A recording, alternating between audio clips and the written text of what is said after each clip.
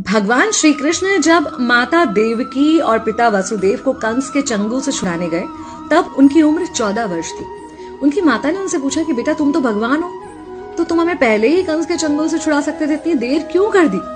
तो कृष्ण जी ने कहा, माता क्या पिछले जन्म में आपने मुझे 14 वर्ष का वनवास नहीं दिया था? माता हैरान रह गई, बोली ये क्या कह रहे हैं आप?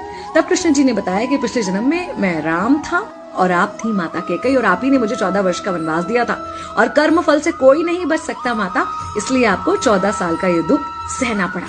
तब आश्चर्यचकित होते हुए माता ने पूछा, तो फिर यशोदा पिछले जन्म में कौन थी? कृष्ण जी ने बताया, वो थी माता कौशल्या, जो 14 साल तक अपने पुत्र से अलग रही थी। उन्होंने उस दुख को सहा था, इसलिए इस जन्म में 14 साल मैं उनके पास रहा और मेरे साथ रहने का, माता और पुत्र के प्रेम का सुख उन्हें मिला। कहने का मतलब यह है कि कर्म फल से ना उस युग में कोई बचा था, ना आज कोई बचेगा।